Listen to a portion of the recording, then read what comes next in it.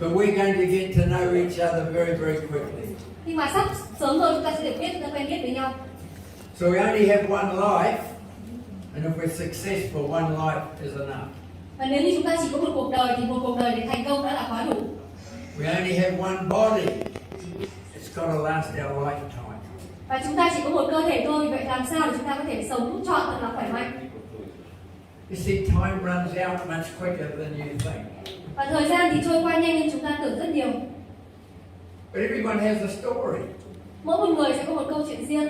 And you image is a vehicle to help people to achieve their dreams and their potential. Và New May chính là cơ hội và là công cụ để các bạn có thể giúp mọi người thực hiện được giấc mơ của họ. So health is a priceless wealth. It is the most valuable asset that we can invest in. Và sức khỏe là một tài sản vô giá và là tài sản giá trị nhất mà chúng ta có thể đầu tư vào đó. But we take our health for granted. Nhưng mà rất là nhiều người xem thường sức khỏe. The average person leaves everything to chance. Và những người thông thường thì thường là phó mặc cuộc đời của họ cho số phận. So this afternoon we're going to be reinforcing the value of an optimum immune system and the impact it's going to have on the rest of your life.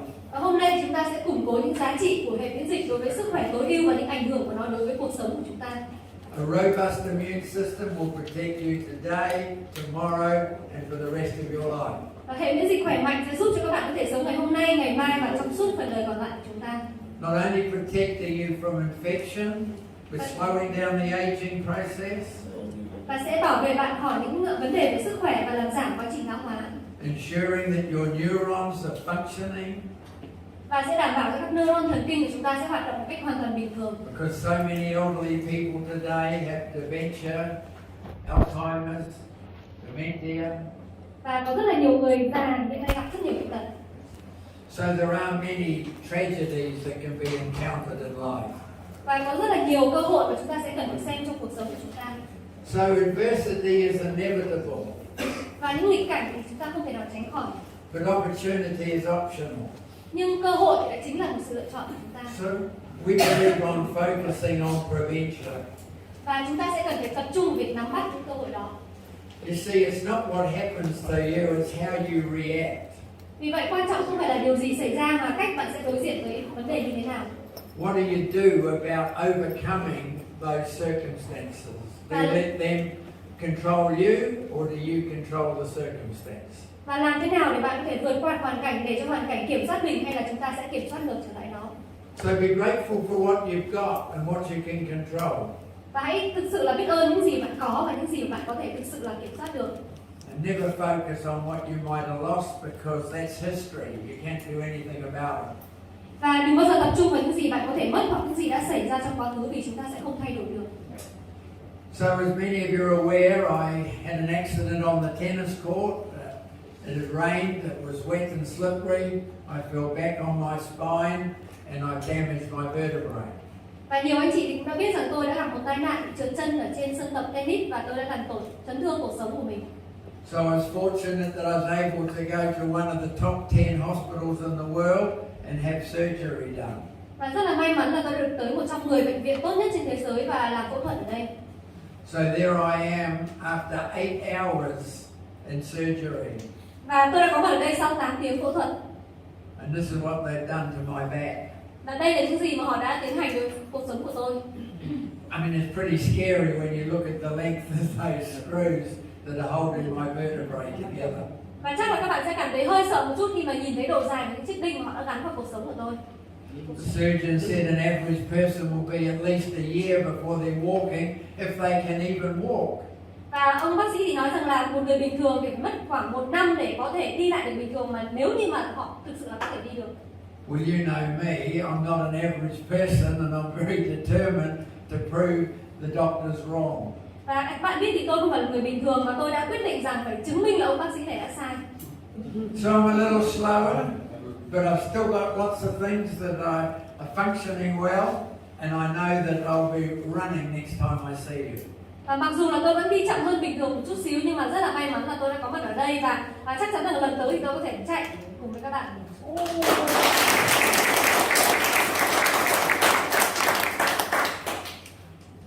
I turned adversity into opportunity because when I go through the airport, I go through on a wheelchair. Và tôi đã biến nghịch cảnh trở thành một cơ hội, rồi khi tới sân bay thì tôi phải đi trên xe lăn.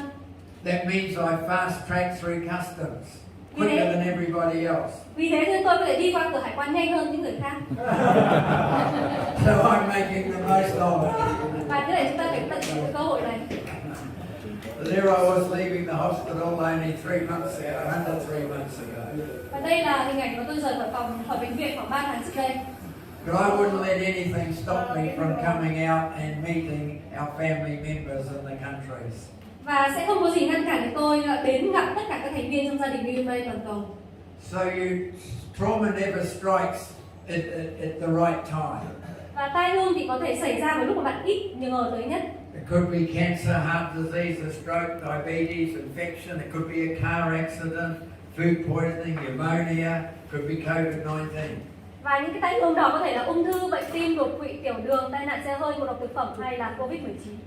So what I want to get clear this afternoon, have you paid your insurance, your nutritional insurance? Và một câu hỏi chúng ta phải trả lời chiều hôm nay là liệu các bạn đã thực sự trả cái bảo hiểm dinh dưỡng cho cơ thể của mình hay chưa? Is your body strong enough if you had a heart attack for the ambulance to get you to intensive care, or will you die in the ambulance? Và liệu như có một cái vấn đề xảy ra, một cơn đột quỵ về tim đến với bạn thì liệu bạn có thể sống sót trong khi mà xe cấp cứu chở bạn tới bệnh viện hay không, hay bạn sẽ chết ngay trên xe cấp cứu? That would depend on what insurance that you've taken out. Điều đó phụ thuộc vào việc bạn đã bảo hiểm cho sức khỏe của mình như thế nào.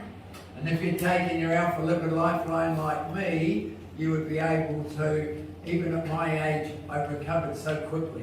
Và nếu như các bạn dùng Alpha Lipid đầy đủ như tôi thì bạn có thể giống như tôi là ngay cái tuổi này vẫn có thể vượt qua được những khó khăn.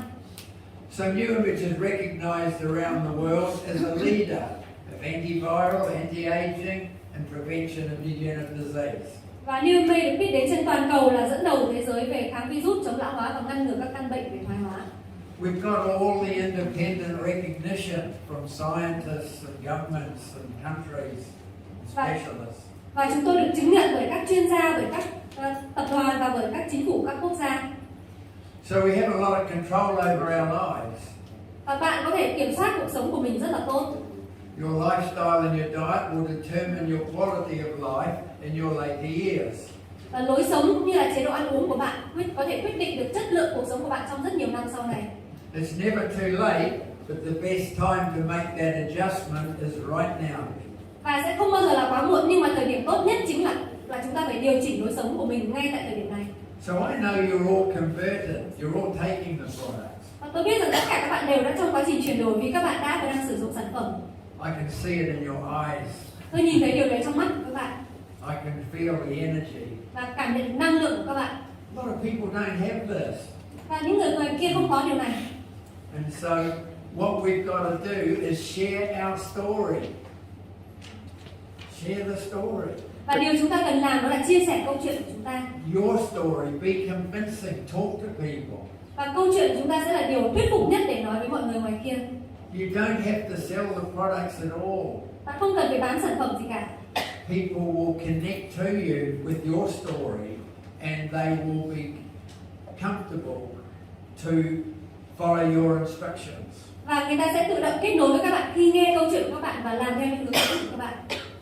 So we're fortunate in 38 years we've created a global movement.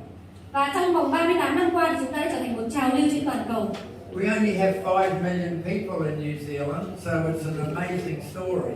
Và chỉ có 5 triệu dân ở New Zealand thôi, cho nên là chúng ta là một câu chuyện cực kỳ tuyệt vời.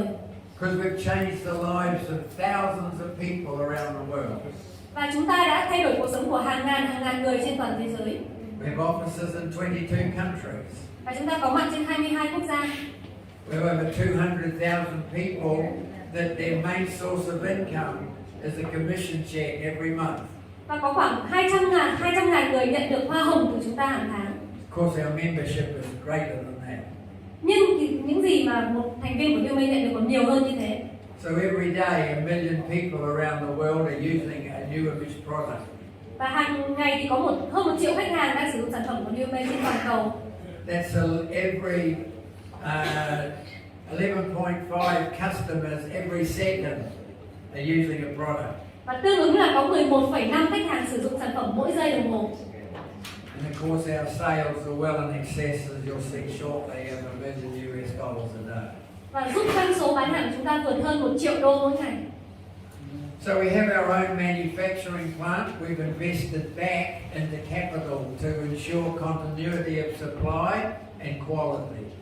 Và bằng những gì chúng ta thu được từ kết quả kinh doanh, chúng ta sẽ tái đầu tư lại cho hoạt động sản xuất để nâng cấp chất lượng của sản phẩm của chúng ta. Do you know why our products are such high quality? Và các bạn biết điều gì về chất lượng sản phẩm của New May hay không? Because I'm the biggest customer. Bởi vì tôi chính là khách hàng lớn nhất của New May. I'm going to make sure Tôi sẽ đảm bảo rằng that we get the best quality that's possible, so you can be guaranteed that there is nothing better than what you're taking today. và chúng ta phải có sản phẩm thật là tốt để các bạn có thể đảm bảo rằng là không có gì tốt hơn những sản phẩm mà chúng ta đang sử dụng hàng ngày. So were any of you in the group that went to New Zealand 3 years ago? 3 năm trước thì những anh chị nào đã tới New Zealand ạ? Who else was in the group? Wow, fantastic. Good to see you all again. Good to see everybody. Rất là vui được gặp lại các anh chị. So we have purchased the whole site now, which is an industrial park. So we've got room to expand. Và chúng ta đã có cơ hội là đi từng nhóm để tới thăm nhà máy của New Zealand. Just to give you a little bit of an idea, those that haven't been, to see our plant. Và với những anh chị mà chưa từng tới New Zealand thì chúng ta có thể xem đoạn clip này. This is our manufacturing capability. Đây chính là quy mô nhà máy sản xuất của chúng ta. So just over a year ago, we had a $50 million upgrade with the Prime Minister of New Zealand opening it. Và năm ngoái chúng ta đầu tư 15 triệu đô la để có thể nâng cấp nhà máy, 50 triệu đô la để nâng cấp nhà máy. Can you see your product, the low price sitting there? Và đây là nơi mà các sản phẩm của chúng ta được ra đời. So most of our competitors get a contract manufacturer to make their products. They don't make their own. Và rất là nhiều đối thủ cạnh tranh của chúng ta chỉ là ký hợp đồng để sản xuất sản phẩm chứ không phải là trực tiếp sản xuất sản phẩm như New May.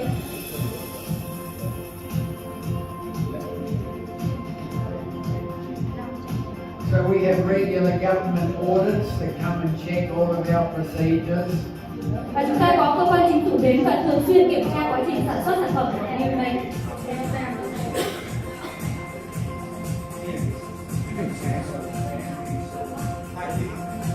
That's our fiber product, 83 cans a minute. Chúng ta sản xuất được 83 lô sản phẩm mỗi một phút. That's on one production line. We have 3 production lines. Và đây chỉ là một dây chuyền sản xuất thôi, mà chúng ta có tới 3 dây chuyền sản xuất. This is the tin plate being cut to be formed and welded. It's now being welded. Và đây chính là các sản phẩm được đóng gói để có thể đưa ra thị trường.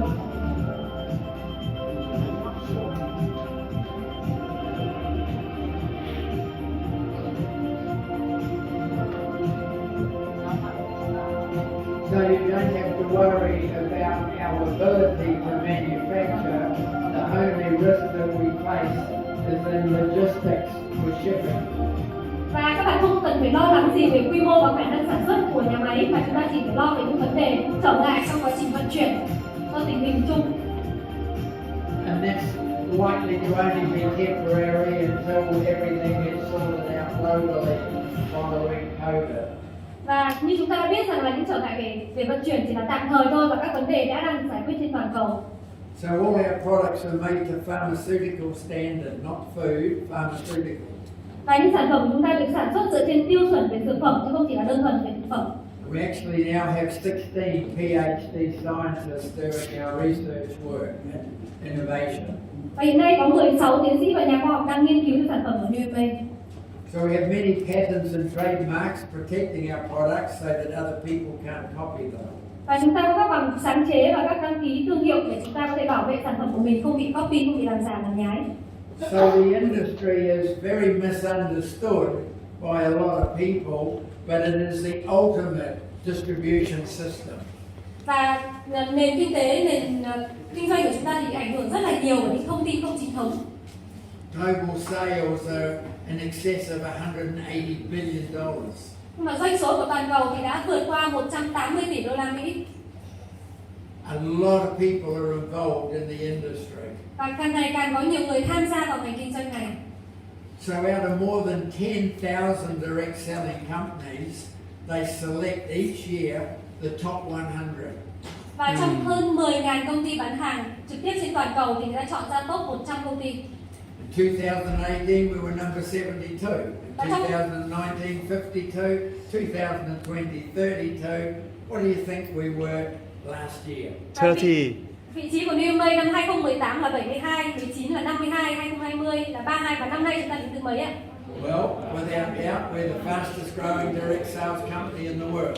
Và đây là công ty tăng trưởng về doanh số nhanh nhất trên toàn cầu. Công ty bán hàng đa cấp tăng trưởng doanh số nhanh nhất trên toàn cầu. Well, that's thanks to New Image Vietnam and every one of you to help us get to that position. Và phải gửi lời cảm ơn New May Việt Nam và tất cả các anh chị đã giúp chúng ta đạt được kết quả này.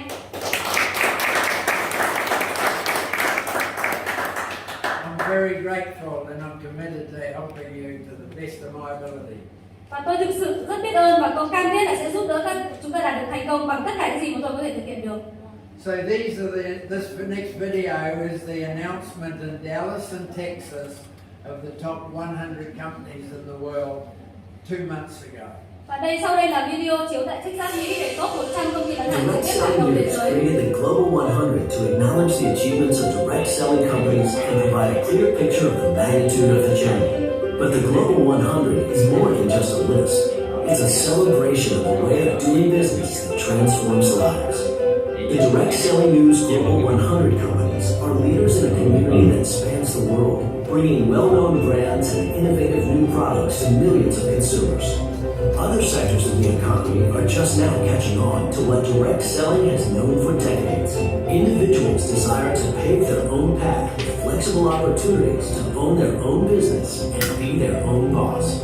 Direct selling companies today, as they have for generations, offer people from all walks of life just such an opportunity. And as a result, direct selling is embraced by approximately 100 million people around the world. Together, the Direct Selling News Global 100 companies are making a lasting positive impact on the global economy, changing lives, transforming communities.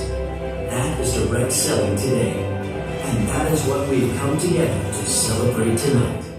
At number 30 from New Zealand with 434 million in revenue. New Image International.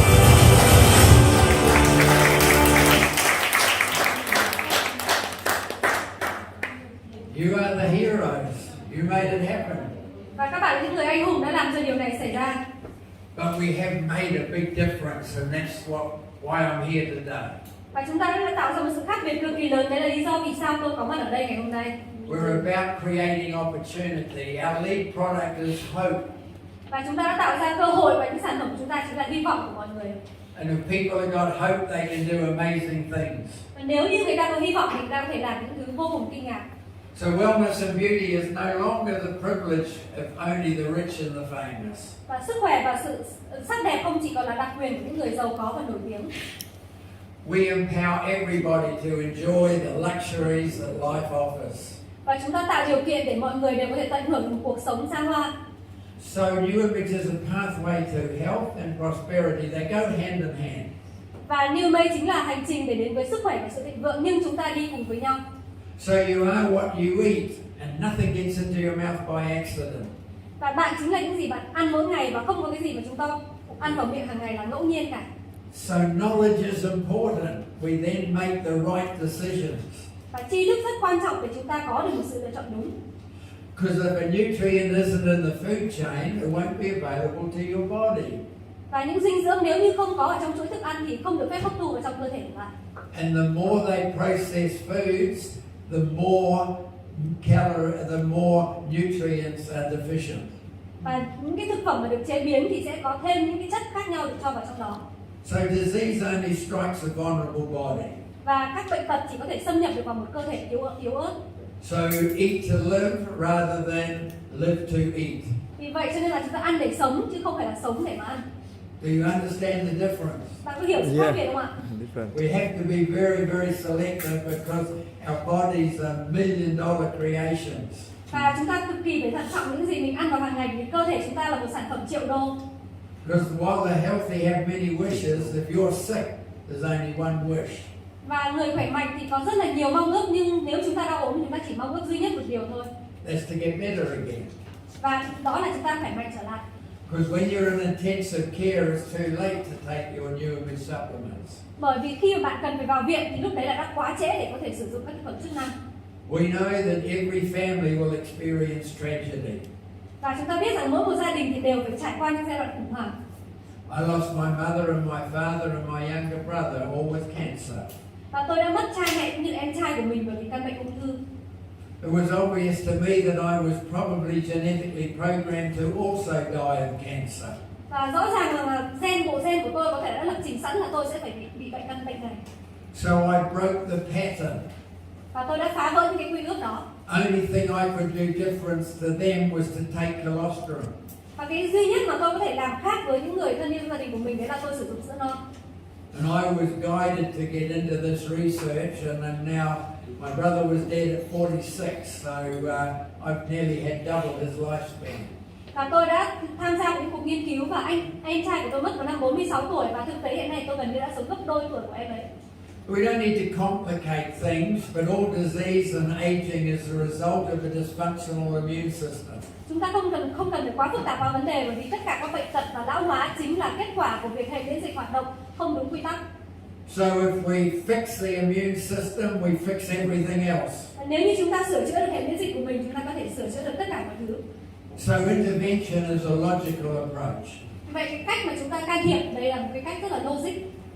Now what a lot of people don't realize is that colostrum has been around for 200 million years. Và rất nhiều người không biết rằng là sữa non đã tồn tại được hơn 200 triệu năm.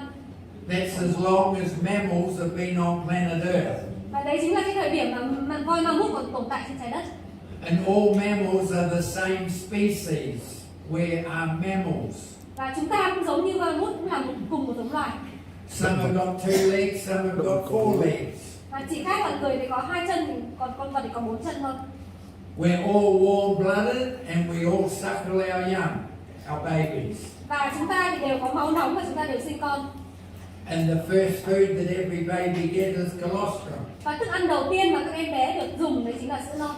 And in that colostrum is the protection against every disease that the genealogy has ever encountered. Và sữa non chính là hàng rào để có thể bảo vệ cho em bé chống lại khỏi các tác nhân xâm nhập từ bên ngoài.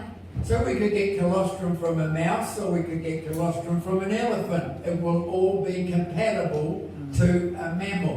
Hay quá. Và sữa non thì có thể sử dụng được cho những em bé, những con voi mút nhỏ để có thể sử dụng hoàn toàn cho những em bé. Động vật có vú trưởng thành. So fortunately, New Zealand's got a lot of cows and they eat grass. They are not fed in factories. Và New Zealand thì có một hệ thống đàn bò rất là lớn và không được ăn bởi những thức ăn ở trong nhà máy mà được ăn cỏ tự nhiên. So we've got the best colostrum. Vì thế chúng ta có dòng sữa non tốt nhất. And New Image was the pioneer of this great industry, and we're still the market leader. Và New Image chính là tiên phong trong ngành dinh dưỡng này và chúng ta vẫn hiện nay đang là người dẫn đầu toàn thị trường. Everybody else is trying to copy formulas or copy our products, but because of patents and because of our IP, they can't do that. Và rất là nhiều công ty đang cố gắng copy công thức của chúng ta, copy những sản phẩm của chúng ta, nhưng tuy nhiên thì do những bằng phát minh sáng chế thì họ không thể nào copy được. So colostrum has been immunizing and healing man since the beginning of time. Vì thế cho nên sữa non đang giúp bảo vệ hệ miễn dịch và chữa lành cho con người kể từ những ngày đầu tiên. I'm convinced that the God particle is in colostrum. It's not out there in the universe. Và tôi tin chắc rằng là tất cả những gì mà thiên nhiên ban chúng ta thì có ở trong thành phần của sữa non. So colostrum is blood serum filtered by the mammary gland. Và sữa non chính là huyết thanh được lọc bởi tuyến vú. It's got every life force that blood has. Và nó có hoàn toàn những sinh lực và sức mạnh giống như máu của chúng ta vậy.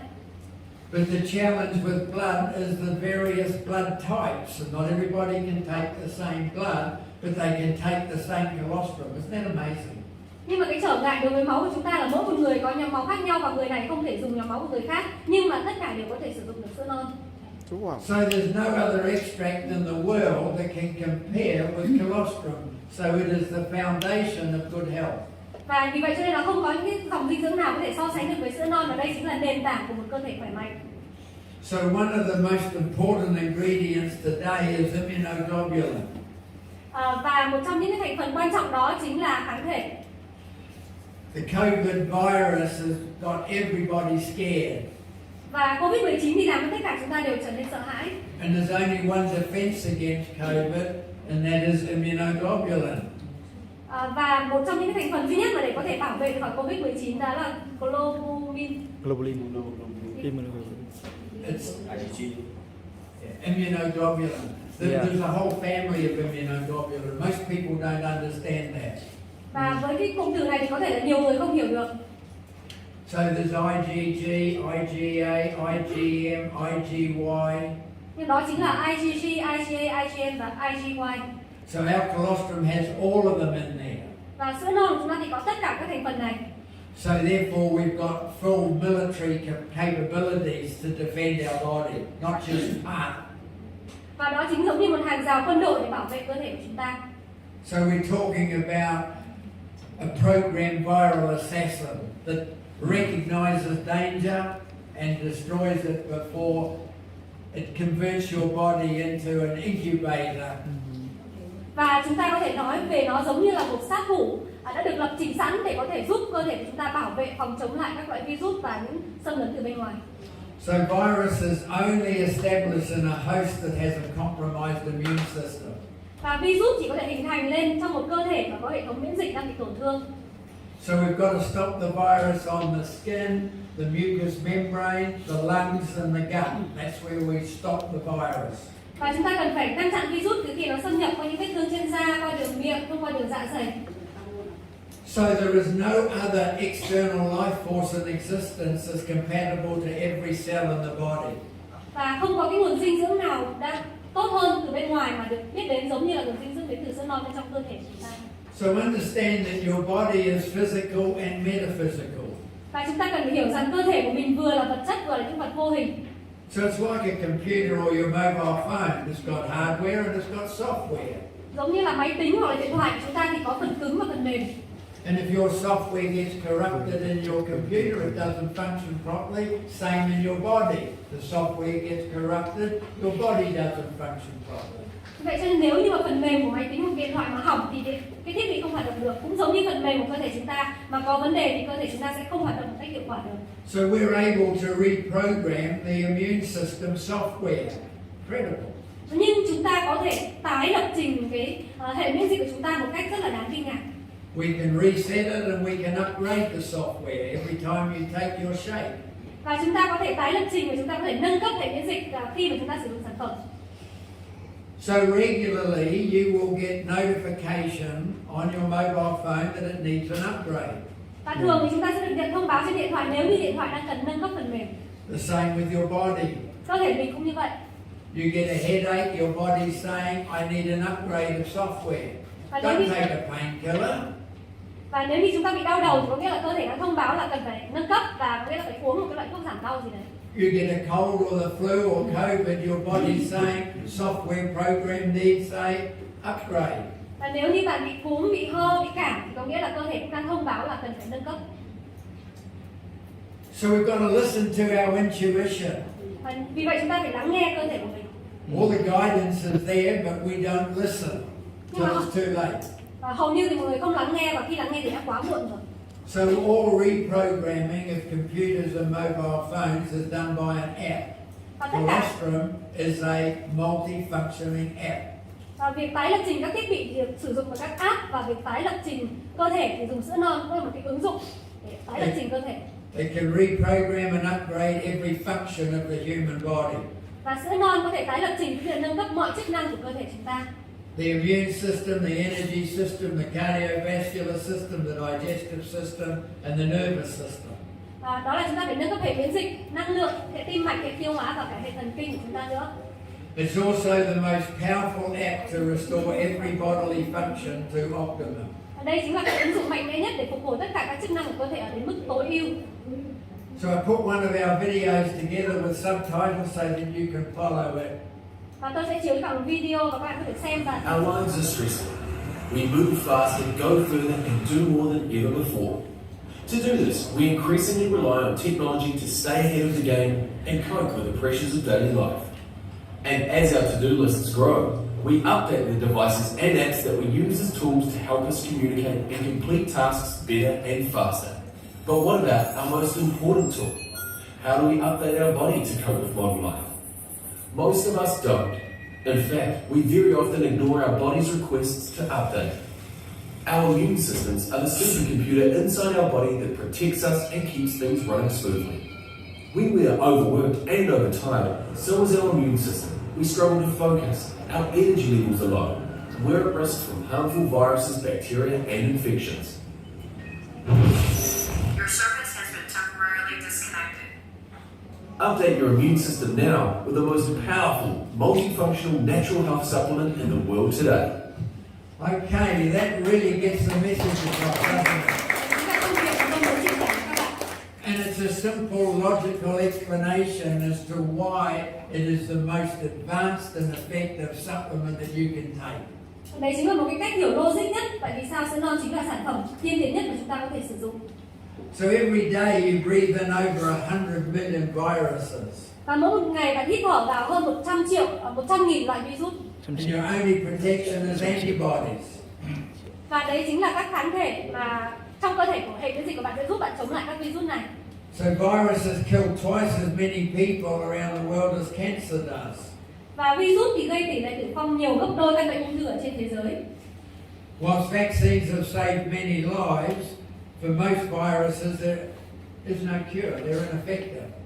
Và vaccine thì đã cứu sống được rất nhiều người, nhưng tuy nhiên thì đối với các loại virus thì gần như chúng ta chưa có phương thức hữu hiệu để xử lý. So Mother Nature provided us with an intelligent, adaptive immune defense to always outwit and outmaneuver the virus. Và mẹ thiên nhiên thì đã cung cấp cho chúng ta một hệ thống phòng thủ miễn dịch thích ứng một cách thông minh để chúng ta có thể luôn luôn vượt qua và ngăn chặn các loại virus. You see, that protection saved our ancestors and is still within you. They passed on the battle plan. Và tất cả những gì mà đã từng bảo vệ tổ tiên của chúng ta hiện nay vẫn đang được truyền lại và hiện hữu trong cơ thể của chúng ta. So to survive, we must evolve, we must learn, and we must adapt. Và để có thể tồn tại được, chúng ta cần phải tiếp tục tiến hóa, học tập và thích nghi. A Nobel Prize winner in 1996 said the biggest threat to man's continued dominance on the planet is the virus. Và trở ngại lớn nhất đe dọa sự tồn tại của con người trên trái đất chính là virus. There's been so many warnings, I cannot understand why governments have really made this epidemic so difficult for everybody. Và cũng không hiểu tại vì sao mà đại dịch này lại trở nên khó khăn như vậy đối với tất cả mọi người. So I have a little video on why do some people get infected and others don't. Somebody in the household can get COVID, but not the rest of the family. Và chúng ta sẽ cùng xem một video để hiểu tại sao một số người bị virus và những người khác trong gia đình lại không bị làm sao cả.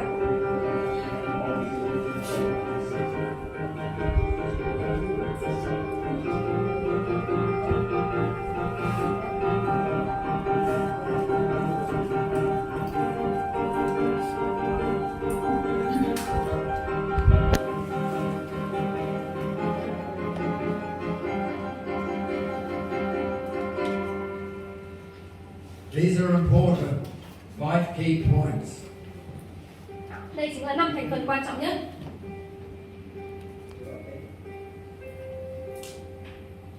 So there's only one substance that has these 5 key points. Và And chỉ that's cholesterol. duy nhất có một nguyên liệu mà có tất cả 5 thành phần này chính là sữa non. So I want to talk about a new dimension in healthcare. Và tôi muốn nói về một cách tiếp cận mới đối với ngành chăm sóc sức khỏe. It's called NPI, non-pharmaceutical intervention. Và đó chính là hình thức không can thiệp bằng dược phẩm. It's very descriptive terminology and it's far ahead of nutritional supplements. Và cái này thì phát triển hơn ngành dinh dưỡng đơn thuần rất nhiều. The total focus is on prevention. Và tất cả sự tập trung đấy là vào việc phòng ngừa. The Newman's philosophy is to reinforce and fully optimize the human immune system. Và triết lý của Graeme chính là củng cố và tối ưu hóa toàn bộ hệ thống miễn dịch của con người. I'd never heard of the word syndemic. Và không biết là các bạn đã bao giờ nghe về từ đại dịch hiệu ứng toàn cầu chưa? We hear a lot about pandemic, but they're two different things. Và chúng ta thường là nghe về đại dịch thôi, nhưng cái này là một cái hoàn toàn khác. So we're facing a syndemic, which is an aggregation of two or more concurrent or sequential epidemics or disease clusters in the population. Và chúng ta nói về một đại dịch liên hoàn, đó chính là sự hợp nhất của nhiều dịch bệnh và một chuỗi các dịch bệnh mà tác động đến toàn bộ cộng đồng. So what we're facing is just not the virus, we're facing a humanity with a deficient immune system because of lifestyle. Và chúng ta không chỉ đối mặt với Covid, mà chúng ta đối mặt với rất nhiều căn dịch bệnh mà liên quan gây ra do lối sống của chúng ta. And poor diet. Và những người nghèo thì đã qua đời. So the Lancet, the British medical journal, released a report called The Global Syndemic of Obesity, Undernutrition and Climate Change. Và tạp chí Lancet của Anh đã xuất bản một bài báo về đại dịch toàn cầu liên quan đến bệnh béo phì, suy dinh dưỡng và do biến đổi khí hậu. So this is the cluster that we're facing, not just a virus on its own. Đấy là một chuỗi các đại dịch mà chúng ta phải đối mặt, chứ không chỉ đơn thuần là Covid-19. So notice that the first world countries are the most vulnerable. Và chúng ta nhớ rằng những nước thuộc thế giới thứ nhất là những nước dễ bị tổn thương nhất. So America and England and some European countries are still getting over 1 million people a week. They're getting the virus, but their death rate is 10 times higher than what it is in Vietnam. Và chúng ta biết là những quốc gia như Anh hay Mỹ hay các nước châu Âu thì họ cũng bị virus, thế nhưng tỷ lệ tử vong họ cao hơn rất nhiều so với Việt Nam. This has to be an indictment on processed foods in the first world countries.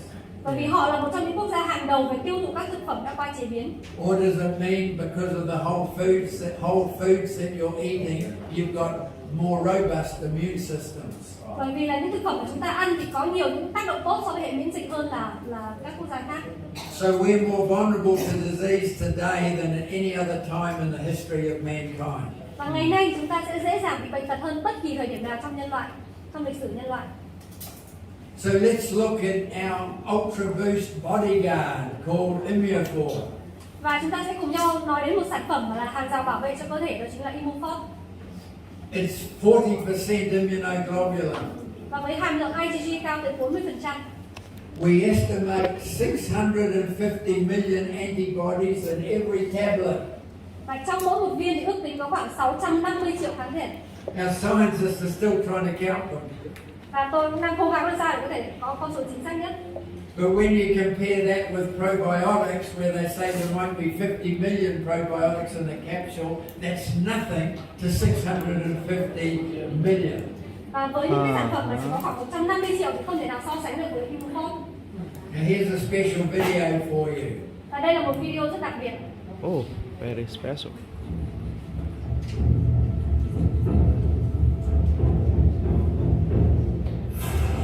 The greatest threat to the human race is not an asteroid. It's not a nuclear holocaust. It's not the collapse of the planet, but insidious, invisible, mutating microbes. This most numerous species on Earth is now more dangerous than any time in history. The first superbug, completely immune to probiotics, has already struck. There are no more options, and bacteria are winning the war.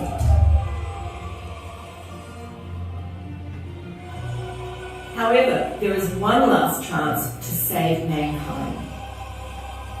A miracle substance that nature has developed over 200 million years of intelligent design.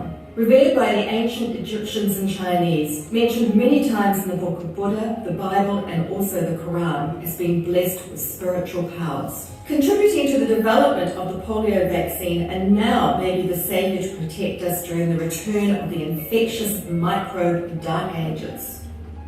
New Image reintroduces an ancient secret for modern times, colostrum.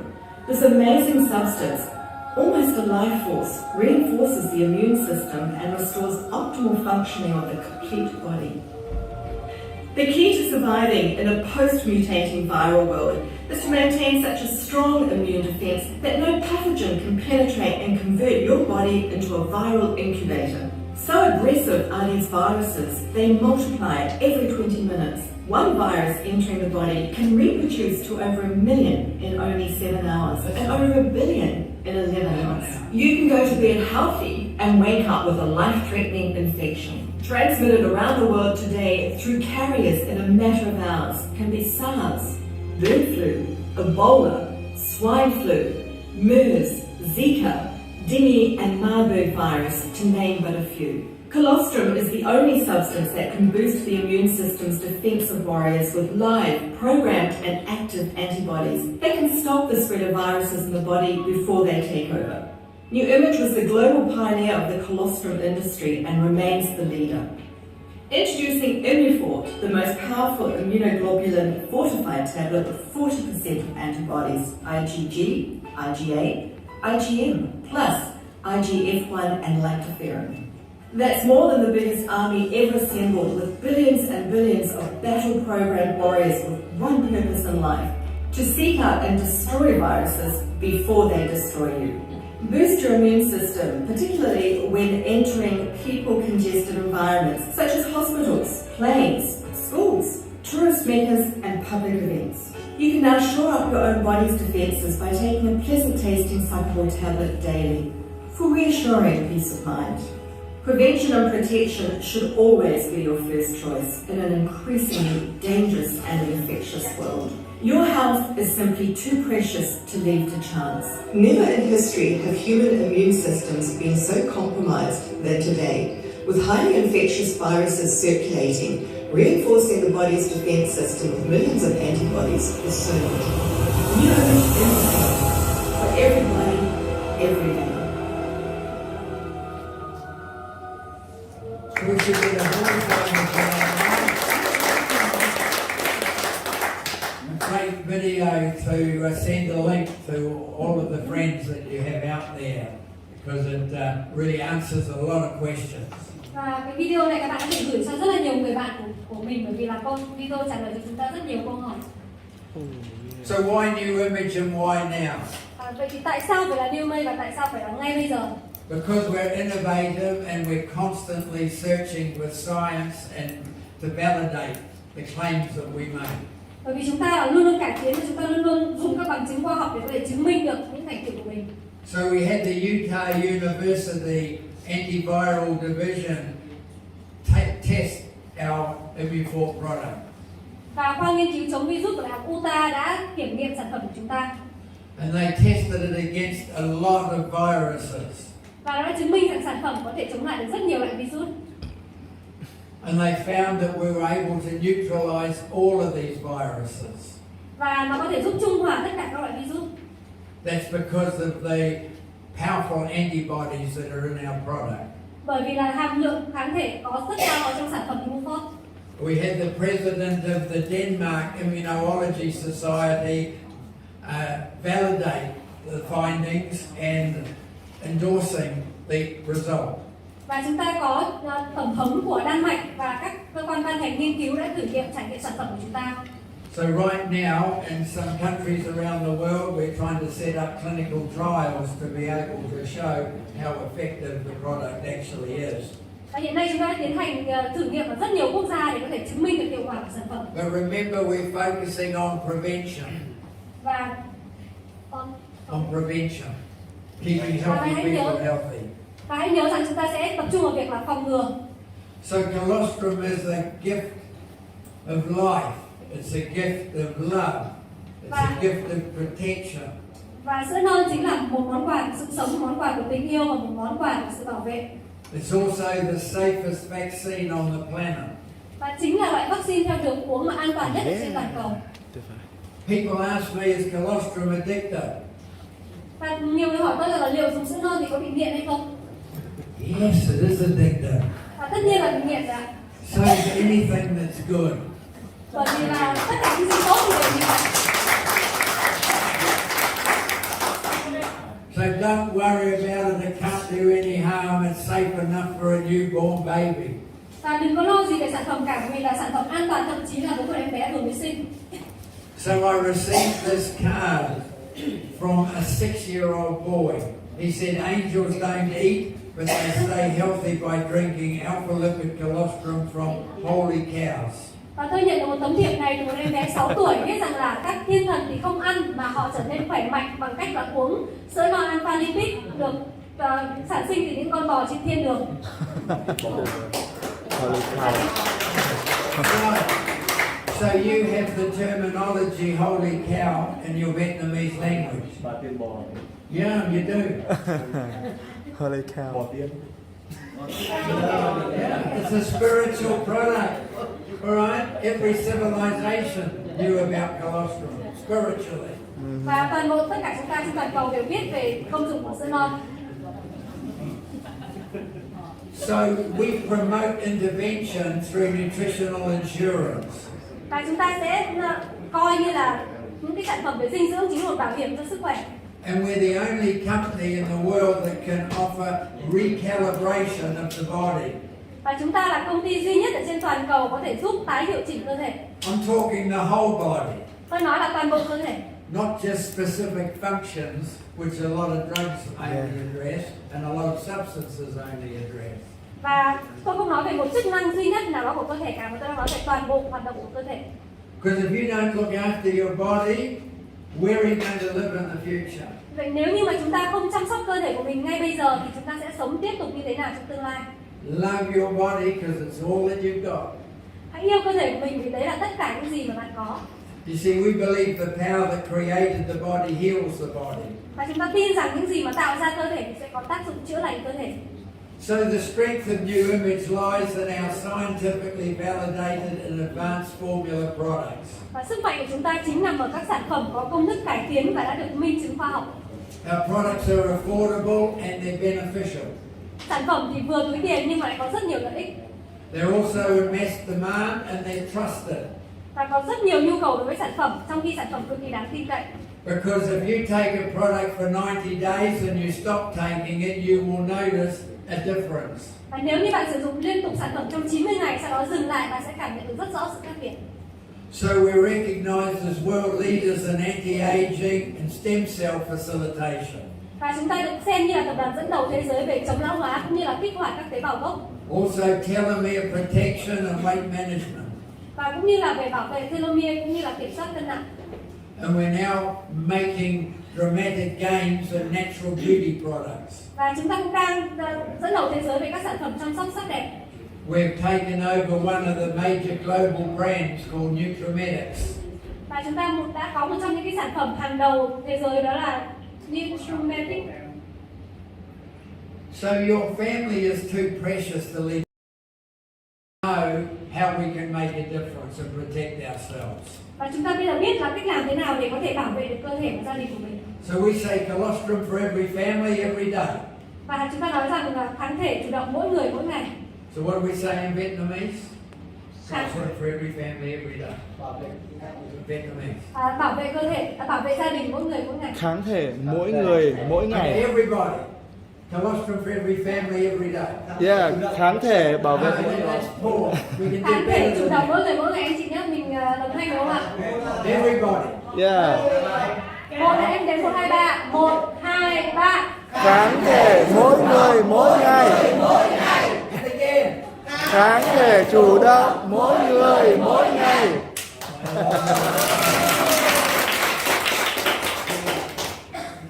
So the goal isn't to live forever. The goal should be to create something that will live forever. Và mục tiêu của chúng ta không phải là sống mãi, mà chúng ta sẽ tạo ra những gì có thể tồn tại mãi mãi. So our mission is to invest in future health and financial security. Và sứ mệnh của chúng ta là đầu tư vào tương lai, vào sức khỏe tương lai và vào sự đảm bảo về tài chính. You see, we don't stop playing because we grow old. We grow old because we stop playing.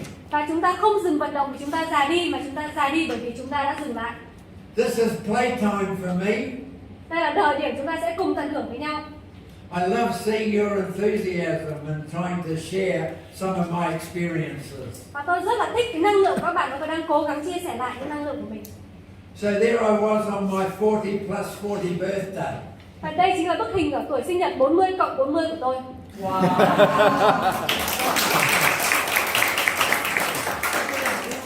That was 2 years ago. I haven't had another birthday since because of COVID. Và bởi vì Covid nên tôi chưa hề có tiệc sinh nhật kể từ 2 năm vừa qua. So I'm acknowledged as a recycled teenager. Và tôi đang tiếp thu các kiến thức mới giống như là một người thanh niên vậy. Understand? Tái hồi xuân đấy. Hồi xuân đây chị ạ, tức là hồi xuân này. So I've been rewarded with 14 years of extended youth. Và tôi được thưởng bằng 14 năm kéo dài tuổi thanh xuân của tôi. I'm still very fit even though I've slowed with my legs. Và mặc dù là chân tôi đi lại khó khăn nhưng tôi vẫn đang cực kỳ khỏe mạnh. I make the most out of life. Và tôi đang tận hưởng tối đa cuộc sống của mình. I've had some wonderful times. Đây là những cái thời gian rất tuyệt vời. There's so many things of interest around the world, I wonder whether one lifetime is long enough. Và tôi thấy rằng có quá nhiều điều ở trên tuyệt vời trên thế giới này mà một cuộc đời vẫn chưa đủ. So you join New Image to see the world, Và chúng ta cùng phải đến với New May để có thể cùng trải nghiệm thế giới, to realize your potential, nhận ra tiềm năng của mình and to enjoy a fantastic lifestyle. và có thể tận hưởng được phong cách sống tuyệt vời.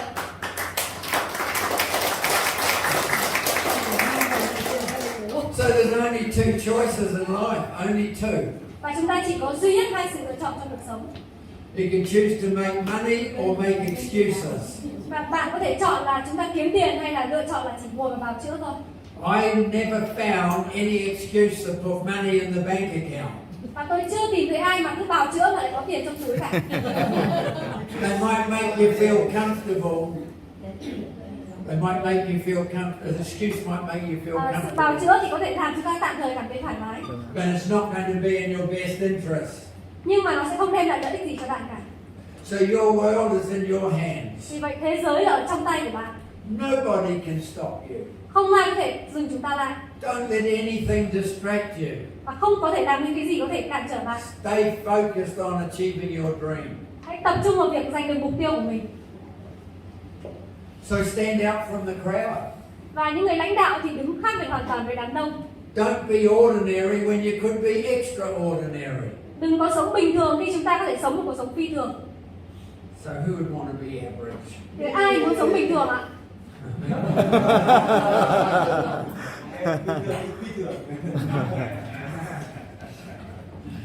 So we want to help people break free from financial struggle and upgrade their lifestyles.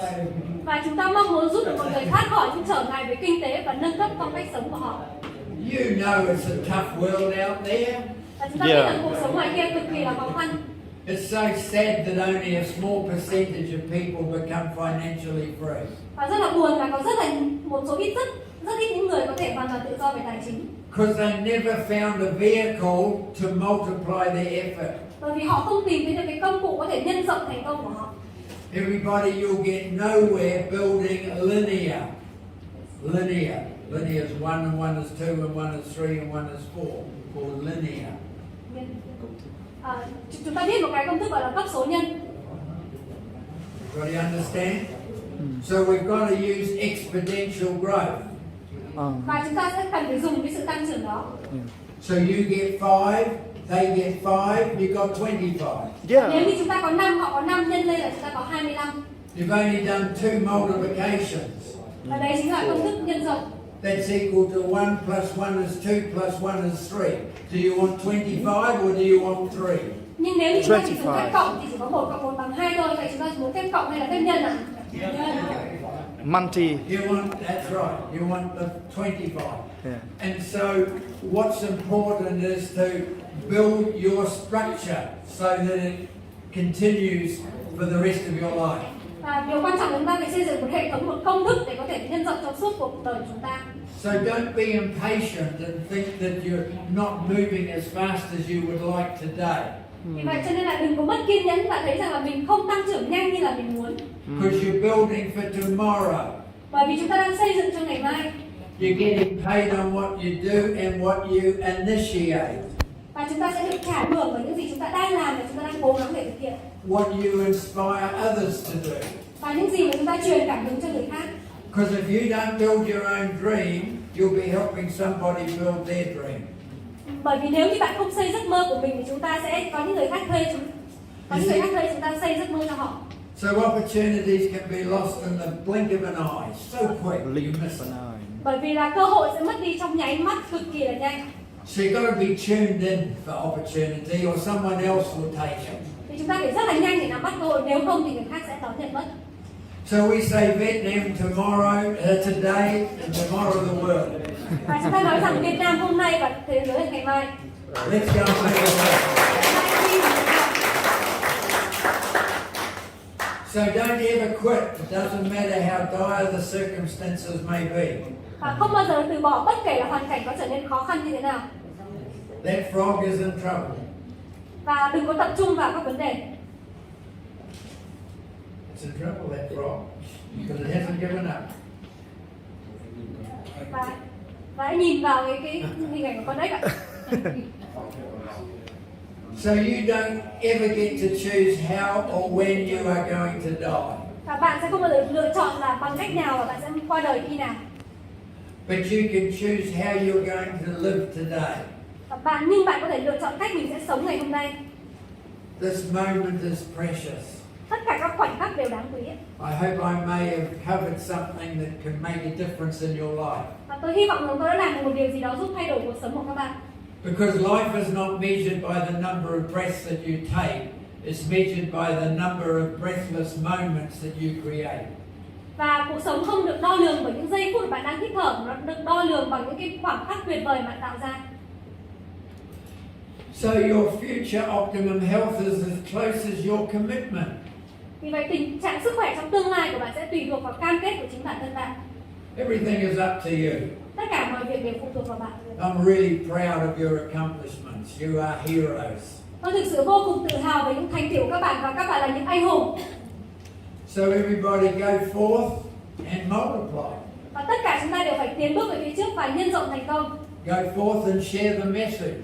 Tiến bước và chia sẻ thông điệp. Share the dream. Chia sẻ giấc mơ. And teach people how to accomplish the dream. Và hãy giúp mọi người làm cách nào để